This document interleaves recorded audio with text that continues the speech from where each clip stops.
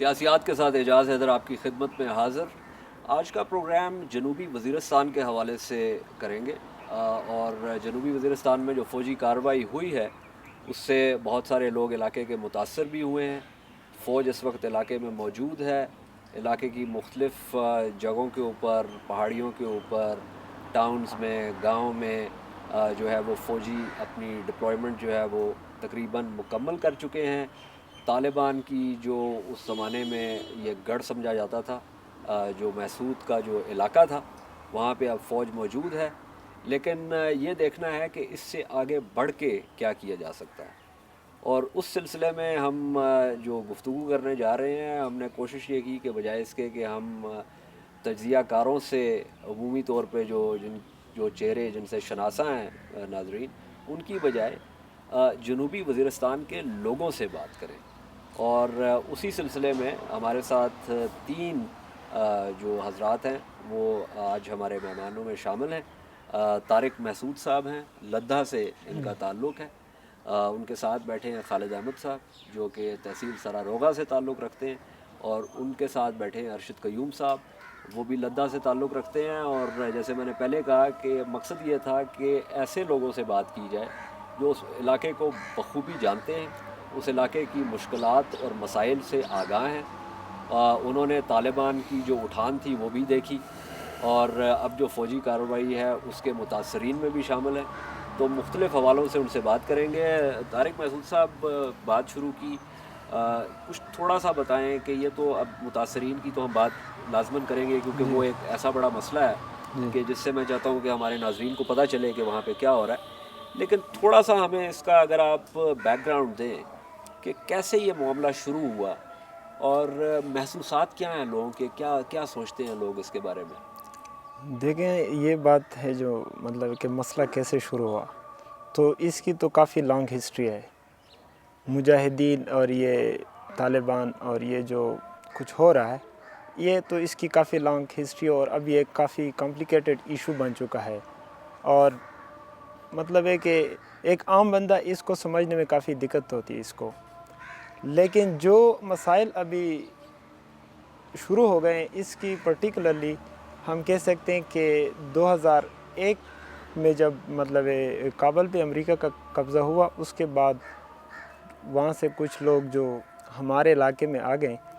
یہی جو آپ افغان طالبان کی بات کر رہے ہیں، وہاں جو بھی مطلب یہ کہا جاتا ہے کہ وہاں پہ ملیٹنٹس موجود ہے، تو ان کے خلاف جو کارروائی شروع ہو گئی، ان سے لوگوں کو جو نقصان ہو رہا تھا انیشلی مطلب وانا میں، پھر وانا سے جو ہے نا وہ چیز پھیل گئی دوسرے مطلب وزیرستان میں.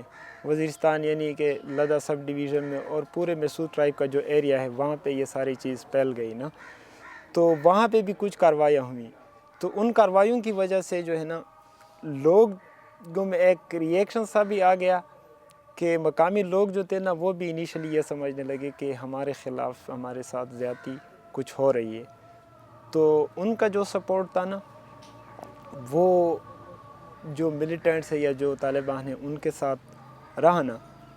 تو پھر یہ چیز جو ہے نا پھیلتی گئی، اور ان کی وجہ سے جب یہ ایک ایسی پوزیشن اختیار کی کہ اب گورنمنٹ کو بھی اس کو مطلب کنٹرول کرنا مشکل ہو گیا، تو ان کے خلاف ایک آرمی ایکشن ایک نہیں بلکہ کئی دفعہ ہو گئے. اور خصوصاً محسود جو قبائل ہے وہ ایک دفعہ نہیں بلکہ 4 دفعہ آئی ڈی پیز بن چکے ہیں. ایک دفعہ 2007 میں ہو گئے، 2008 میں، اس سے پہلے بھی، اور اب 2009 میں جو ہے نا وہ مکمل طور پر ان کا جو علاقہ ہے نا وہ سارا خالی کرایا جا چکا ہے. وہاں پہ مکمل طور پہ مطلب ایک آرمی آپریشن لانچ کی گئی ہے. متاثرین کی طرف آتے ہیں. جی مجھے ارشد صاحب آپ یہ بتائیں، سمجھانے کی کوشش کریں کیونکہ لوگ سمجھنا چاہتے ہیں. یہ لوگ آئے جیسے طارق صاحب نے کہا 2001 میں، اس کے بعد کیا معاملہ ہوا؟ لوگوں نے کہا کہ کیا یہ ہمارے بھائی بند ہیں، یہ جہاد کر رہے ہیں امریکہ کے خلاف. کس طریقے سے ان کو جو ہے سپورٹ ملی علاقے کے لوگوں سے؟ انیشلی تو سر یہ تھا کہ لوگوں کی سیمپتیز، چونکہ ہمارا معاشرہ جو ہے ٹرائبل ایریا وہ بیسیکلی کنزرویٹ ہے، وہ مولانا مولویز کا انفلوئنس بہت زیادہ ہے. تو انیشیل سپورٹ جو ملی وہ تو ان کو اس بنیاد پر ملی کہ وہ جہاد کر رہے تھے. اور انیشلی اگر آپ کو پتہ ہو تو ان کی پاکستان میں کوئی کاروائیاں نہیں تھیں.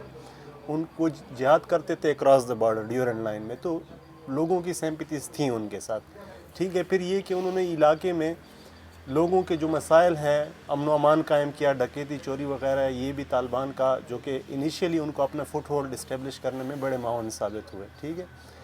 پھر بات یہ ہے کہ رفتہ رفتہ جب ان کی طاقت بڑھتی گئی، وہ اپنے مطلب فلی اسٹیبلش ہو گئے علاقے میں، تو پھر انہوں نے اپنا اسلام کے نفاذ کی کوشش کی، شریعہ کے نفاذ کی کوشش کی، جس سے جو کہ ٹرائبل سوسائٹی جو ہماری ہے وہ بیسیکلی بہت ہی سیکولر ٹائپ کی اور لبرل، پختونولی کا جو کوڈ ہے وہ لبرل ٹائپ کا ہے.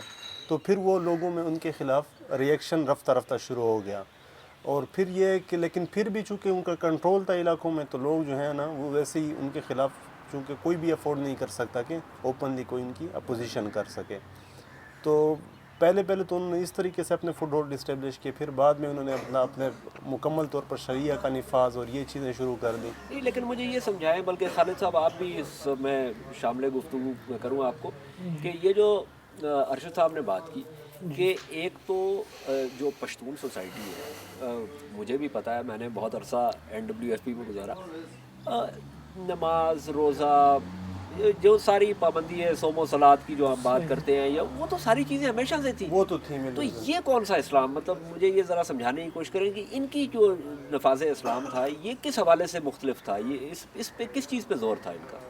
اب جس طرح آپ فرما رہے ہیں کہ بھائی نے بھی فرمایا کہ پختون سوسائٹی لبرل ہے، تو میں تو اس بارے میں یہ کہوں گا کہ پختون سوسائٹی بڑی ریلیجیس ہے. لیکن ریلیجیس میں یہ ہے کہ یہ جو ریلیجن کا ان پہ اثر ہے کافی عرصے سے ہے، اور تقریباً تمام فیملیز پہ، یعنی جو آپ جس طرح فرما رہے ہیں کہ نماز روزہ اور اس طرح کی چیزیں ہیں، یہ بڑی پابندی سے کرتے ہیں، اور حتیٰ یہ ہے کہ جو نہیں کرتے تو اس کو ذرا اچھی نگاہ سے بھی نہیں دیکھا جاتا. لیکن جہاں تک طالبان کے جو اسلام کا تعلق ہے، تو یہ ان کا ایک اپنا ورژن ہے، ہم کہتے ہیں their own version of اسلام. تو ان کا یہ ہے کہ وہ آپ کے پرسنل معاملات میں زیادہ انٹرفیئرنس کرنے شروع کر گئے. یہاں تک کہ ایون آپ کے گھر میں آپ کے بھائی کے ساتھ اگر کوئی تھوڑا سا مسئلہ ہے، ایون بیوی کے ساتھ تھوڑا سا مسئلہ ہے، تو وہ آپ کے پرسنل جو معاملات ہیں اس میں انٹرفیئرنس کی بنیاد پہ، چونکہ وہاں کے لوگ ذرا ان معاملات میں زیادہ خوددار ہیں اور اس طرح کا مزاج رکھتے ہیں، تو جب انہوں نے اس سسٹم کو ڈسٹرب کرنا شروع کر دیا تو لوگوں کے بیچ میں ذرا ہلچل مچ گئی، اور ان کے ساتھ جو وہ سیمپیتی اچھا، یہ مجھے بتائیں، یہ جب آپ نے کہا کہ امور خانہ میں جو ان کا دخل تھا، وہ اس کی کوئی مثال دیں گے کہ کس قسم کا تھا؟ یعنی اس میں آپ یوں لے سکتے ہیں کہ وہاں پہ ایک کلچرل سیٹ اپ تھا، وہاں پہ اپنا ایک ٹریڈیشن ہے. یعنی مثال کے طور پر کسی دو بندوں کا آپس میں معاملہ ہو جاتا ہے، تو اس معاملے کو حل کرنے کا ایک اپنا طریقہ کار ہوتا تھا. ایک ثالث مقرر کر دیتے تھے، دو آپ کے یعنی جو اب کہہ سکتے ہیں وکیل ہوتے تھے، تو ایک اپنے سیٹ اپ کے تھرو وہ حل ہوتا تھا. اب طالبان نے کیا کیا کہ طالبان آ کے آپ کو کوئی فیصلہ یعنی انہوں نے صادر کر دیا. اب آپ کا جی چاہے نہ چاہے آپ کو ماننا پڑے گا. وہ کوئی عدالت لگاتے تھے؟ عدالت ان کی بے شک ان کی اپنی عدالتیں تھیں، اور وہاں کے جو امیر ہوا کرتا تھا، لوکل جو کمانڈر ہے وہ اس کا بڑا ہوتا تھا، وہی آپ پہ فیصلہ نافذ کر دیتے تھے. اچھا، مجھے یہ بتائیں کہ مثال کے طور پہ ارشد صاحب کی اور آپ کی کوئی مخاصمت ہوگی، ہم ویسے بات کرتے ہیں، اور مخاصمت سے یہ مراد نہیں ہے کہ خدا نخواستہ کوئی بہت بڑا لڑائی جھگڑا ہو گیا، لیکن کوئی مسئلہ ہو گیا. اب آپ دونوں اس کا فیصلہ کر سکتے ہیں، آپ جو ہے طارق صاحب کے پاس آ جاتے ہیں. صحیح. تو میں اگر طالبان کمانڈر ہوں تو میں خود اس میں دخل انداز ہوں گا، میں کہوں گا نہیں، میں نے تمہاری صلح صفائی کرانی ہے کیا؟ ہاں، یہ ایسا نہیں ہے، بلکہ دو فریق جب آپس میں کوئی مسئلہ ہو جاتا تھا تو ان میں سے تھا کہ کوئی ایک طالبان کے پاس جا کے ان کو اپنا مسئلہ سناتا تھا، پھر وہی آ کے یعنی وہ فیصلہ کرتے تھے. یہ نہیں تھا کہ وہ ڈائریکٹ آتے تھے. لیکن اب پھر بات وہی ہے کہ لوگوں میں یعنی وہ ایک اریٹیشن سی شروع ہو گئی تھی، یا ایک مخالفت کی شروع ہو گئی تھی. وہ یہ تھی کہ ان کا انفلوئنس جو آپ کے پرسنل افیئرز ہیں یا پرسنل معاملات ہیں اس میں ذرا وہ لمٹ سے زیادہ ہو گیا تھا، لمٹ زیادہ ہو گیا the passage of time increase ہو رہا تھا. وہ طارق صاحب یہ بتائیں کہ یہ جو سارا معاملہ تھا، جرگا بھی آپ کا جی ایک آپ کا انسٹیٹیوشن ادارہ ہے، بالکل، مشران آپ کے جو ہیں وہ ایک اور ادارہ ہے آپ کا، پھر وہ پختون والی کا جو ایک وہ، تو ان سب چیزوں کی موجودگی میں یہ طالبان جو ہیں، یہ آپ کا کیا خیال ہے کہ یہ ان جو ادارے تھے ان سے جو آپ کی جو رواج ہے ان سے باہر